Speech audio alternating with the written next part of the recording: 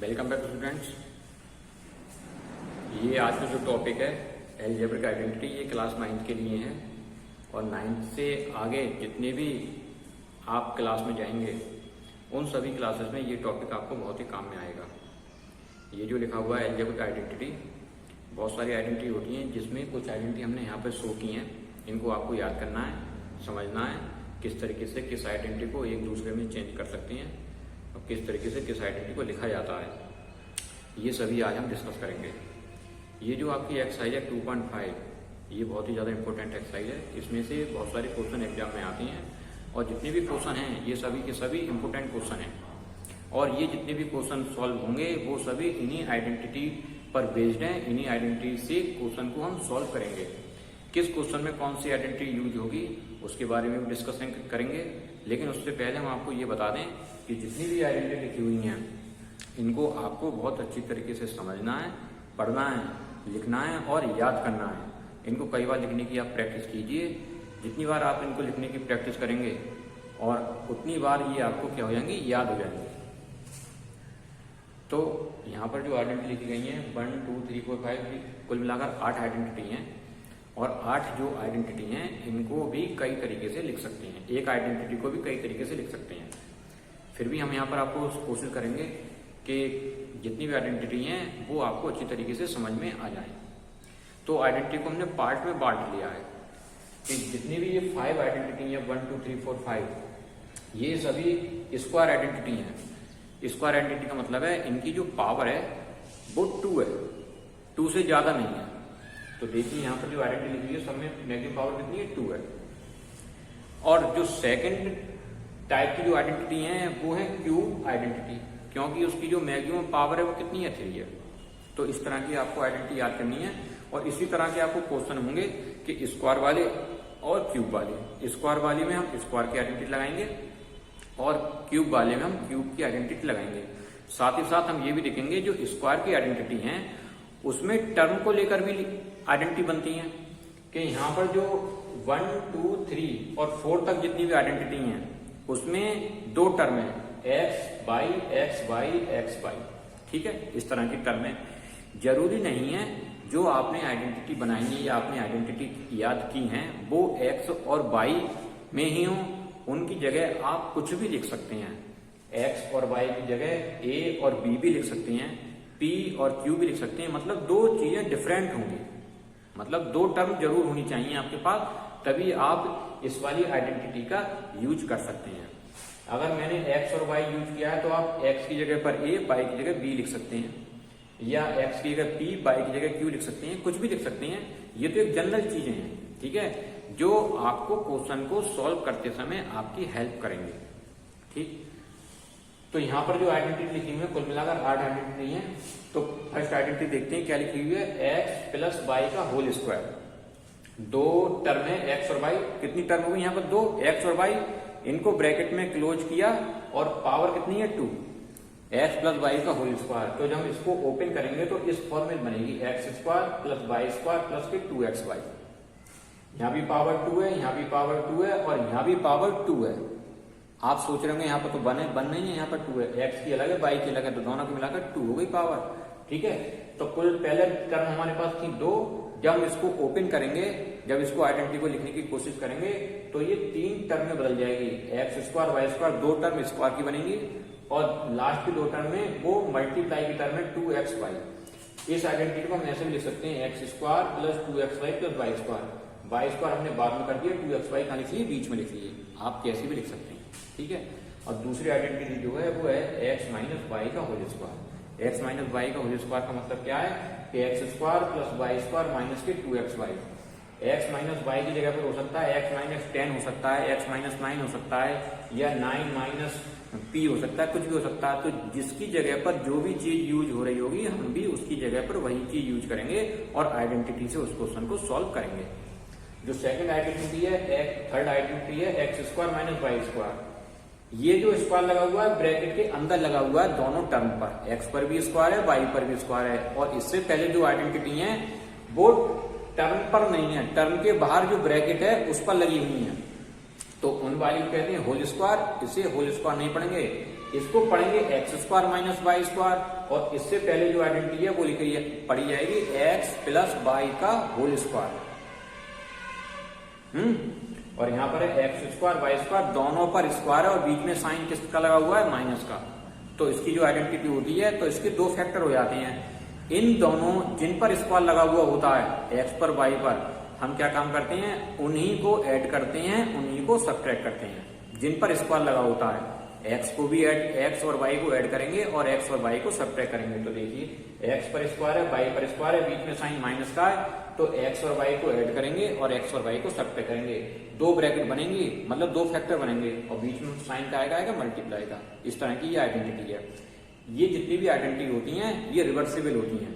आप इसको इस तरीके से और इसको इस तरीके से लिख सकते हैं। अगर आपको इस तरीके से कोई चीज मिली है तो आप इसको कन्वर्ट करके इस तरीके से लिख सकते हैं, और आपको इस तरीके से कोई चीज मिली है तो आपको इस तरीके से भी लिख सकते हैं। जरूरी नहीं है कि आपको क्वेश्चन एक ही तरह का आएगा, किसी भी तरह का क्वेश्चन आ सकता है। तो आपको केवल पहचान करनी है कि इसमें कौन सी आइडेंटिटी यूज हुई है। तो ये सब स्क्वायर वाली आइडेंटिटी है। ऐसे यहाँ पर है x plus a x plus B, यहाँ पर भी दो फैक्टर है। जब इन दोनों की मल्टीप्लाई करेंगे तो इस तरह की आइडेंटिटी बन जाती है, एक्स स्क्वायर प्लस ए प्लस बी एक्स प्लस के ए बी। ठीक है, जब हम इस तरह के क्वेश्चन सॉल्व करेंगे, तो जब हम क्वेश्चन सॉल्व करेंगे तो उस समय जब हम आइडेंटिटी यूज करेंगे तो हमारे ज्यादा समझ में आएगा कि आइडेंटिटी किस तरह से यूज हो रही है, हम उसको किस तरह से तोड़ मरोड़ सकते हैं, उनको किस तरह से ट्रांसफॉर कर सकते हैं। ठीक है, तो यहाँ पर फिफ्थ आइडेंटिटी, जितनी भी आइडेंटिटी 4 तक थी इन सभी में दो दो टर्म थी, x y x y x y x plus a x plus b, सब में दो दो टर्म थी। अब जो फिफ्थ आइडेंटिटी है एक्स वाई जेड, 3 टर्मों में, और तीनों टर्म का क्या है, स्क्वायर है। X plus y plus z का होल स्क्वायर, तीनों पर अलग अलग स्क्वायर नहीं है, ब्रैकेट में बंद करने के बाद स्क्वायर है।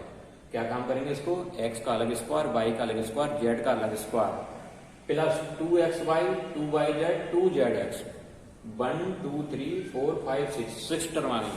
सभी जगह प्लस का साइन है तो सभी जगह प्लस का साइन आएगा। अगर कहीं पर भी माइनस का साइन आएगा तो हम उसी की जगह पर माइनस का साइन यूज करेंगे। अगर मैं बाई की जगह माइनस का साइन लगा दूं तो मैं बाई की जगह माइनस का साइन लगाऊंगा ब्रैकेट में। वैसे जो भी साइन लगाओ वो वैसे ही लिखा रहेगा, लेकिन बाई की जगह पर मैं ब्रैकेट लगाऊंगा और माइनस का साइन लगाऊंगा।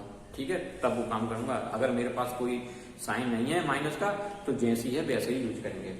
फिर ये क्यूब वाली आइडेंटिटी होगी, ये सब आइडेंटिटी क्यूब की है, क्योंकि अब से जितनी भी पावर आएगी 3 की आएगी। अब तक जितनी भी आइडेंटिटी वो स्क्वायर की आइडेंटिटी थी। आइए जल्दी से एक बार और रिवाइज कर लेते हैं 6, 7 और 8 के बारे में। एक्स प्लस वाई का होल क्यूब है, तो ये जो आइडेंटिटी लिखी जाएगी वो लिखी जाएगी x cube y cube plus के 3xy एक्स प्लस वाई। अगर यहाँ पर क्यूब है तो सब जगह क्यूब आएगा और 3xy एक्स प्लस वाई यहाँ पर इस तरह से लिखा जाएगा। ठीक है, यहाँ पर स्क्वायर तक 2 आते हैं, यहाँ पर क्यूब है तो यहाँ पर कितना आया, 3 आया। स्क्वायर वाले में कहीं पे देखिए आप 2 आएंगे, 2 2 2 2, और क्यूब वाले में क्या आ गया, यहाँ पर 3 आ गया। इसको आइडेंटिटी को हम ऐसे ले सकते हैं x cube y cube plus के 3, इनकी मल्टीप्लाई कर दी अंदर, तो जब एक्स की मल्टीप्लाई करेंगे तो एक्स स्क्वायर वाई और 3x वाई स्क्वायर हो जाएगा। आप इसको और तरीके से लिख सकते हैं कि वाई की पावर 3 को बाद में लिख लीजिए, उन दोनों को पहले लिख लीजिए, इसी तरीके से लिख सकते हैं। इसी तरीके से ये आइडेंटिटी है, यहाँ पर प्लस की जगह क्या कर दिया, माइनस कर दिया। तो x प्लस का तो x प्लस करेगा, बाकी सारी चीजें क्या होगी, माइनस की होगी। X cube y cube minus के 3xy एक्स माइनस वाई। जब मैं इनकी मल्टीप्लाई अंदर करूंगा तो पहली टर्म तो माइनस की है, दूसरी टर्म क्या बन जाएगी, प्लस की, क्योंकि माइनस माइनस क्या बन जाएगा, प्लस बन जाएगा। और बाकी सेम टू सेम वैसी आइडेंटिटी है जैसी एक्स प्लस वाई की है, वैसे ही एक्स माइनस वाई की आइडेंटिटी, केवल साइन का डिफरेंस है, साइन का अंतर है। और जो लास्ट आइडेंटिटी है वो है ये स्पेशल कंडीशन है ये।